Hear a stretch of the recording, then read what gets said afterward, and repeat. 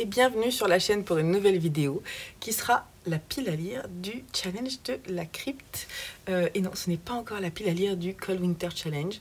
On est lundi 14 novembre et je crois que l'Enluminé a sorti sa vidéo hier. Je suis pas loin d'avoir fait ma pile à lire, mais voilà, je vais pas encore vous la proposer, celle-ci, mais de toute façon, c'est pas très grave parce que celle qui me tente de ouf, là, tout de suite, c'est celle de Jodie, des livres de la crypte, et je vous mettrai le lien vers sa chaîne en dessous, ainsi que le lien vers la vidéo où elle présente le challenge. C'est la seconde année où elle fait ce challenge, et moi, l'année dernière, j'avais noté les thèmes, j'avais noté quelques idées, je sentais que ça me titillait, je pense que j'en avais un petit peu participé, mais pas tant que ça. Et cette année, je suis à fond dans l'horreur, l'angoisse, le thriller. Et donc, du coup, ce challenge tombe vraiment à point parce que j'ai très envie de continuer dans ce genre de lecture. Et donc, voilà, je vais participer au challenge de Jodie. Merci Jodie pour tes thèmes qui m'ont bien inspirée, qui m'ont fait chercher, acheter quelques livres aussi. D'ailleurs, parmi les livres que je vais proposer, j'en ai 3 ou 4 que je n'ai pas encore avec moi. Et voilà, c'est pas très grave, je vous mettrai les petites images et on va pouvoir en parler comme ça. Voilà. Donc Jodie nous propose 3 niveaux, je me souviens plus des noms. Le niveau pour les amateurs qui ne sont pas encore mis à l'horreur et qui voudraient débuter, je crois qu'il y a 4 thèmes, c'est pas celui-là que j'ai choisi. Moi j'ai choisi le second niveau qui est le niveau Bouh qui contient 1, 2, 3, 4, 5, 6, 7, 8, 9, 10, 11, 12, 13, 14 catégories. Et c'est celui-ci que je vais vous proposer. Et je crois qu'il y a encore un 3e niveau dans lequel on peut inclure des films et des jeux vidéo. Moi, je joue pas à des jeux vidéo, donc je vais pas y participer. Mais je vais peut-être regarder quand même quelques films d'horreur. D'ailleurs, en ce moment, je regarde The Haunting of Bly Manor. Et ça fout un peu les chocottes. J'aime bien. Voilà, donc on va commencer. J'ouvre en fait mon livre addict parce que le premier livre que je vais mettre sous la première catégorie, lire un livre d'horreur avec un monstre, j'ai choisi de lire sur ma Kindle. Donc Apostasie de, je ne sais pas si vous allez bien voir, de Vincent Tassi, qui est un livre fantastique d'horreur qui a été écrit en 2016. Dont je ne sais pas grand chose. Je vais juste vous lire le synopsis rapidement. Anselme, je ne sais pas comment ça se prononce, croit en la magie des livres qu'il dévore. Étudiant désabusé et sans attache, il décide de vivre en ermite et de s'offrir un destin à la mesure de ses rêves. Sur son chemin, il découvre une étrange forêt d'arbres écarlates qu'il ne quitte plus pour se ravitailler en romans dans la bibliothèque la plus proche. Non, qu'il ne quitte plus que pour se ravitailler en romans dans la bibliothèque la plus proche. Un jour, au hasard des étagères, il tombe sur un ouvrage qui semble décrire les particularités du lieu où il est installé. Il comprend alors que le moment est venu pour lui de percer les secrets de son refuge. J'en dirai pas plus. Voilà. Donc je ne sais pas du tout à quoi m'attendre. Ça m'a l'air assez original. Mais il a une bonne note sur un livre addict. Il est à 16,3 avec 298 votes. Donc voilà, j'ai très envie d'y aller. Second thème, lire un tome d'une saga horrifique ou fantastique. Là, j'ai choisi de mettre plusieurs choses qui seront des BD. Et donc, on a Dragonhead, l'intégrale numéro 4, qui est l'avant-dernière, donc chez Pika Graphique. Voilà, donc moi, je suis en pleine découverte et j'adore cette saga. Donc je continue et j'y vais doucement pour savourer et j'adore. C'est de l'angoisse, c'est vraiment de l'angoisse quoi. C'est apocalypse, angoisse, toutes les failles humaines, y sont décrites de façon terrible et dessinées avec beaucoup de talent. Donc j'ai très hâte. Sinon j'ai aussi mis. Alors là c'est un petit challenge parce que j'ai peur que ça ne me plaise pas. J'ai mis le tome 1 et 2 de Walking Dead de Robert Kirkman, Tony Moore, Charlie Adler. On est chez Delcourt. Voilà, donc c'est les 2 premiers tomes d'une saga qui est assez longue. En fait, j'ai peur parce que j'ai pas trop aimé le film. Alors, faut dire que enfin, le film, la série. J'ai commencé à regarder la série quand j'étais enceinte et en fait, c'est pas passé. C'est pas passé. J'ai eu super peur. Donc, je me suis dit que c'était pas du tout une bonne idée de faire ça. Donc, on l'a mis en pause. On n'a pas continué. Et j'en garde pas un souvenir vraiment super. Donc, j'y vais. Mais je ne sais pas, ça va me plaire. Et sinon, j'ai mis une BD qu'on a achetée dernièrement avec mon fils aîné. C'est dans l'univers Stranger Things. Je crois que c'est entre la saison 2 et 3. On a le personnage... comment il s'appelle, hein, Dustin, qui part en colo. Et en fait, c'est son... on sait qu'il revient de colo quand... Je crois que c'est au début de la saison 3. Et donc, en fait, ça se passe à ce moment-là. Donc... Voilà, on est chez Mana Books et ça s'appelle Colo de science, donc je suis un peu curieuse de savoir ce qu'il en est. Voilà, il y a plusieurs, je sais qu'il y en a vraiment plusieurs, il y en a 8-10 qui sont sortis dans l'univers Stranger Things. Je trouve que les dessins ont l'air chouettes, donc à voir. Troisième thème, lire un livre, non, oui c'est ça, lire un livre d'horreur d'une édition, d'une collection rétro. Alors moi j'en ai pas mal. Parce que tous les Stephen King que j'ai quasiment sont dans cette collection. Et j'ai décidé d'en mettre un d'ailleurs. J'essaie de renouer avec Stephen King parce que j'ai adoré. Quand j'étais vraiment jeune, quand j'avais 20 ans, j'ai vraiment adoré. Puis à un moment, j'ai fait une overdose et surtout, j'ai beaucoup moins aimé ce qu'il avait fait ensuite. Ça s'est confirmé d'ailleurs dans ma dernière lecture. Je sais plus comment elle s'appelle, mais bon bref, que j'ai abandonné aussi en audio. Mais là, je me suis dit... avec son écriture sous le pseudo Richard Bachman, on est dans ses premiers bouquins. Rage de Stephen King, je ne me souviens pas l'avoir lu. Voilà, donc dans cette super édition. Il n'est pas très long, donc je peux m'accrocher, essayer de voir. J'ai envie de faire l'effort, donc allons-y. Lire un livre d'horreur en rapport avec l'enfer. Alors là, il faut que je rallume mon ordi. Puisque c'est un livre que je n'ai pas encore, mais je l'ai acheté sur Momox, je crois, et j'attends de le recevoir. C'est un livre de Patrick Sénécal que j'ai découvert, que j'ai découvert le mois dernier avec Flo. Non, ce début de mois.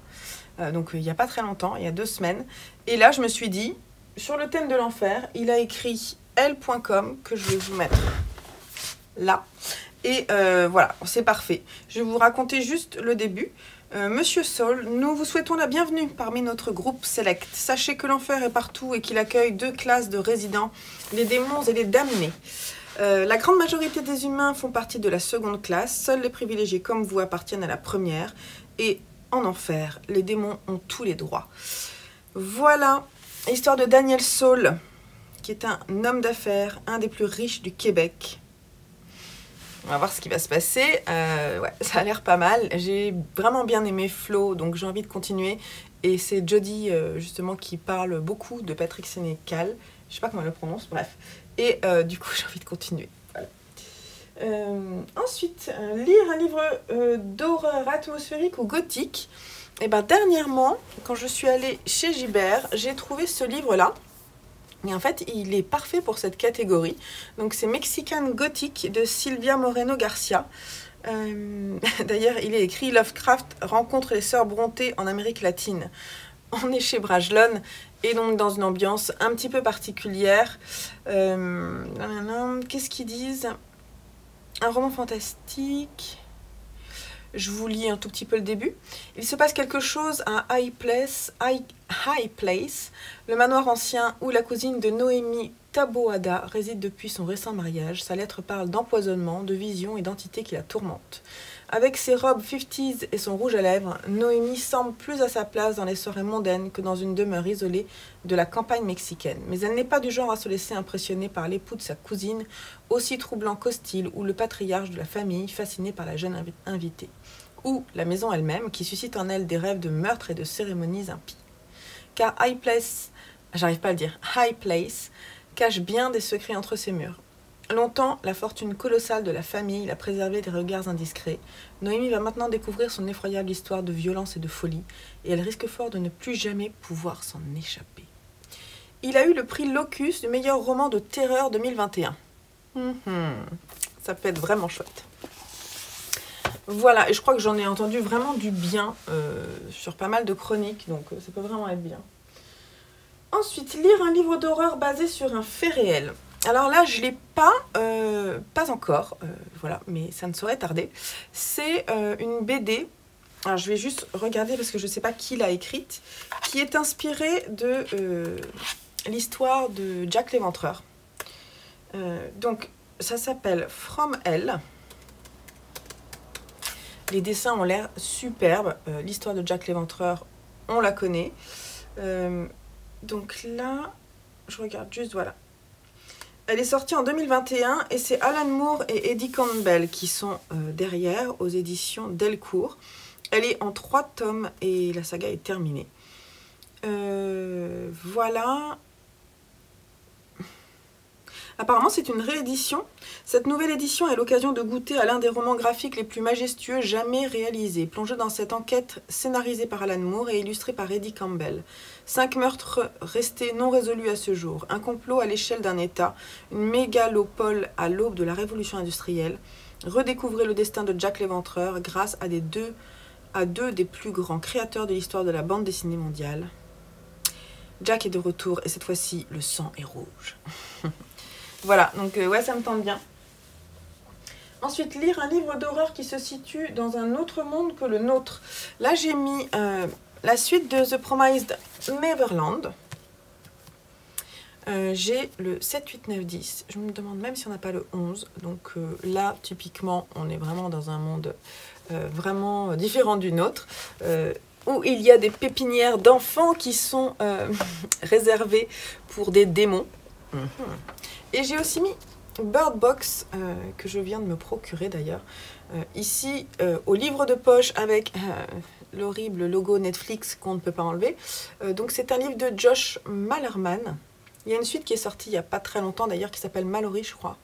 Et voilà, donc moi j'ai pas vu la série sur Netflix, j'ai pas envie de la regarder tout de suite, j'ai d'abord envie de découvrir ce roman. En fait, l'histoire, c'est qu'on ne peut pas sortir de chez soi sans avoir les yeux bandés. Je ne sais pas ce qui se passe sinon, mais je ne peux pas savoir tout de suite.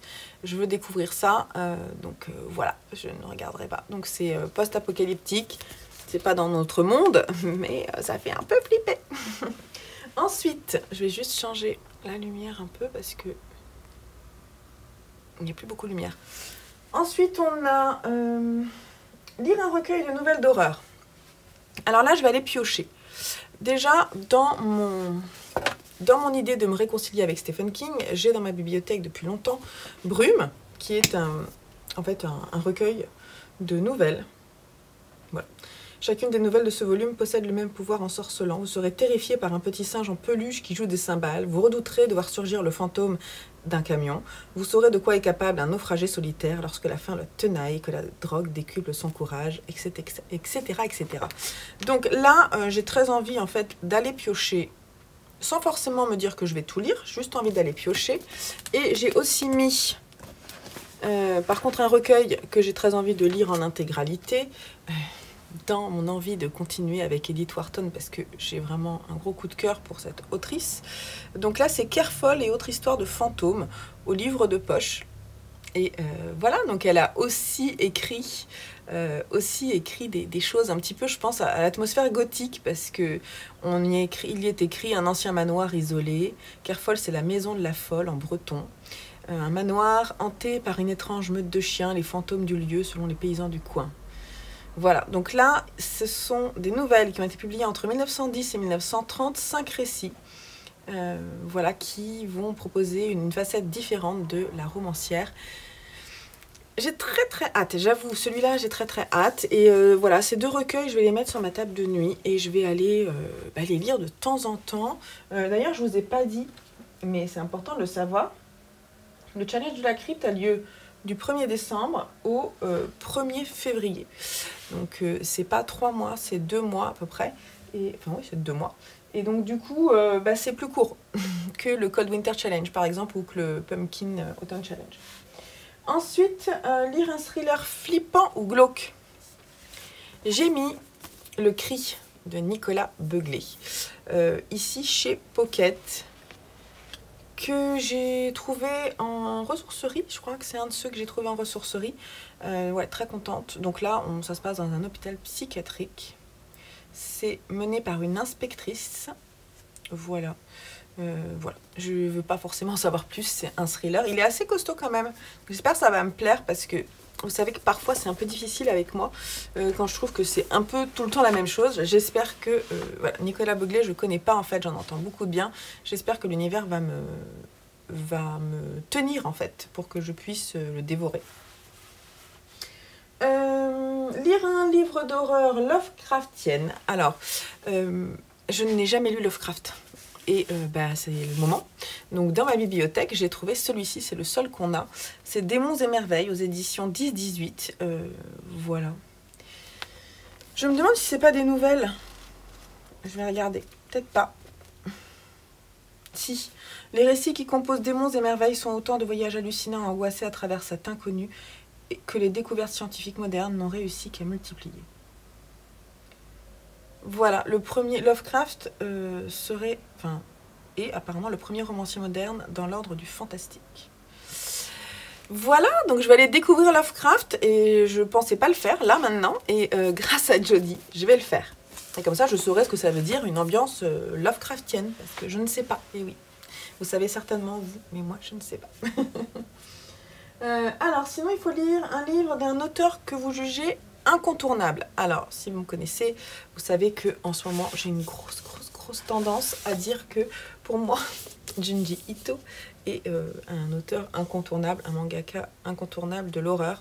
Et donc, je me suis procuré, toujours dans cette très belle édition chez Mangetsu, hein, c'est ça, Sensor de Junji Ito, qui d'ailleurs fait partie de la sélection officielle du Festival d'Angoulême 2022. Et voilà, donc j'ai trop hâte de lire celui-là. Je sais que ça va me plaire parce que franchement, entre Tomie,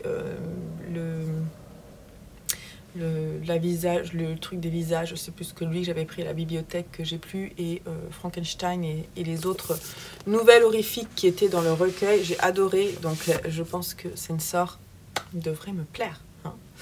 Sinon, lire un livre d'horreur qui a un rapport avec l'espace ou la mer. Alors là, je me suis offert j'ai cherché, en fait, je ne trouvais rien. Vraiment, je trouvais rien, donc je suis allée chercher. Et je suis tombée sur cette bande dessinée où je me suis dit que franchement, ça avait l'air assez terrifiant. Je vais vous montrer juste la couverture un petit peu. Voilà, donc je ne sais pas trop, on est chez Urban Comics, donc on est vraiment dans l'univers comics, étonnamment, je vais vous montrer juste un peu. Et donc je sais pas en fait si ça va me plaire, je sais pas du tout. On va y aller, je pense que ça peut me plaire. Le scénario est de Scott Snyder, ce nom m'est pas inconnu. Dessin de Sean Murphy, couleur de Matt Hollingsworth. Voilà, je pense que ça va faire flipper. Bref, je ne sais pas. Je peux vous lire si vous voulez derrière. Lorsqu'elle est arrachée à ses recherches pour rejoindre une expédition secrète gouvernementale en plein Arctique, la biologiste marine Lee Archer ne se doute pas une seconde de ce qu'elle s'apprête à découvrir par 300 pieds sous la calotte glaciaire. Après avoir été présentée à l'équipe de spécialistes en tout genre, Lee découvre dans un caisson la raison d'être de cette expédition top secrète, le spécimen vivant d'une véritable chimère marine, une sirène. Ok. Et dernière catégorie, lire un livre d'horreur avec une secte. Et alors là, j'ai tout de suite pensé à un livre. Alors pour moi, c'était pas forcément de l'horreur, mais je pense que ça peut être vraiment très angoissant. Un livre que j'avais acheté à Montpellier cet été. En lisant la 4e de couverture, je m'étais dit, mais franchement, cette histoire a l'air trop bien. Donc ça s'appelle Sorrowland, c'est écrit par Rivers Solomon. Et c'est l'histoire d'une femme qui s'appelle Verne, qui est enceinte et qui décide de s'échapper de la secte où elle a été enlevée. Elle se cache dans une forêt et elle donne naissance à ses enfants. Et elle prévoit de les élever loin du monde extérieur. mais donc elle va les élever dans la forêt. Mais ça va pas être si simple. Voilà, donc je sais pas trop ce qui va se passer. Ça a l'air trop bien et c'était mis en avant par les libraires. Donc je sais pas si vous l'avez lu. En tout cas, il me tente vraiment beaucoup.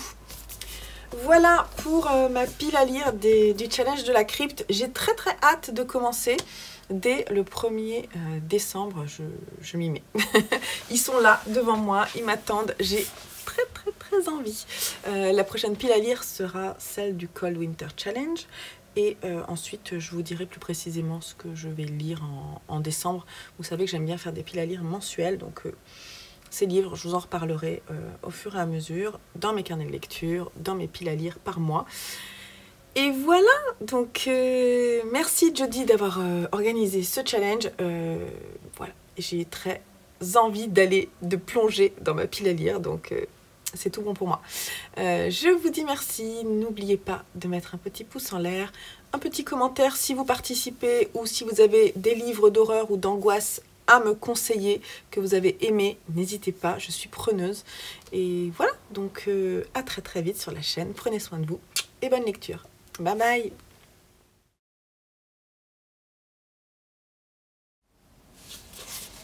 Hello et bienvenue sur la chaîne pour une nouvelle vidéo qui sera une pile à lire. Et non, ce n'est pas encore la pile à lire du pumpkin, non, ce n'est pas encore la ligne du... là. Ah, je vais pas y arriver.